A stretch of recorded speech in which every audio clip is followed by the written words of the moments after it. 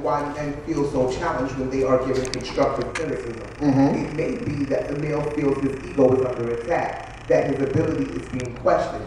On the other hand, a woman desires constant reassurance of her value to her mate. She may fear her husband's love has an expiration date. Frequently, at the very time men want to have some space for themselves, their wives are longing for intimate conversation. There may have been a blissful courtship, a glimmering marriage, and a romantic honeymoon. It was all so exciting, so wonderful. And yet, after the couple is married, the stars can begin to fall from their lofty heights. Someone has said love is blind, but marriage is an eye-opener. Simple disagreements can escalate into heated quarrels. A man generally wants a quick solution to any problem or argument. Just a few confrontational words, however, and he is ready to walk away and forget the whole thing. A woman, on the other hand, wants complete clarification and understanding. She wants to rest assured all is well, that her husband has seriously considered and valued her opinion. Amen. So these are some of the things I think women, you could say amen to that, right? And we men, we could say amen, because really, we don't want something that carries on and on. We want it, there's a problem, let's fix it right now. All right? We don't want to, you ain't going to bed till we fix this. And sometimes she's saying, look, I just need to sleep on it. Everything's cool. We'll talk about it in the morning. And boy, when you hear we'll talk about it in the morning, for some of us, man, we like, nah, let's talk about it now. And we don't realize we making it worse.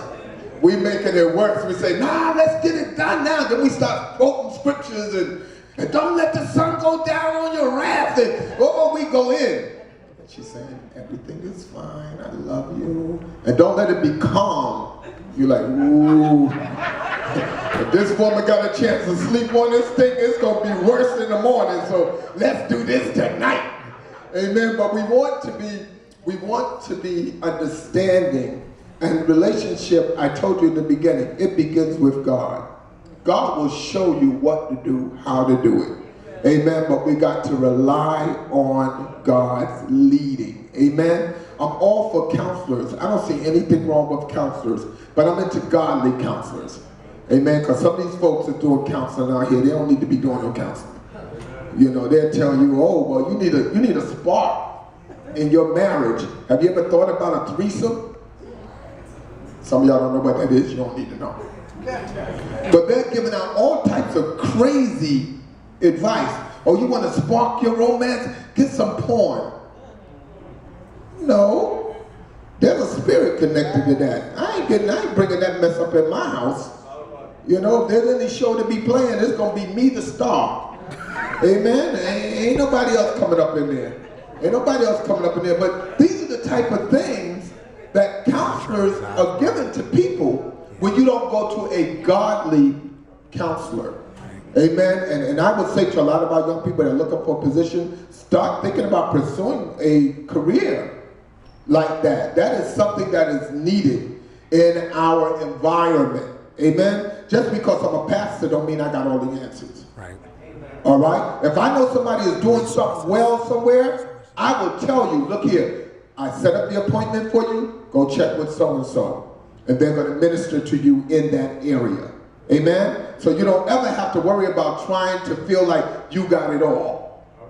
Amen? Because we don't have it all. That's why I say he gave some preachers, some evangelists, some teachers, right? He gave everybody gifts. So allow those gifts to operate and be blessed. Amen? Amen. So we understand. We have to be very careful of certain things. We have to learn how to understand one another. Let's move on. Communication that destroys. Rough waters.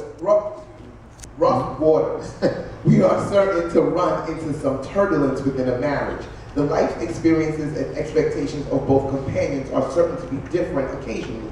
Marital conflicts sometimes build over time and over minor misunderstandings until suddenly they erupt into a gigantic storm. Such a conflict can more than rock the boat. It may threaten to capsize and sink the whole ship. Amen. So we understand that in the midst of a relationship, it is very important to deal with issues. Everybody say issues. Issues. Deal with the issues. Don't keep putting them on the back burner. Don't keep saying, I'll take care of tomorrow. It ain't no big deal. And you keep on, you keep on. If it was a problem yesterday, chances are it's going to be a problem today.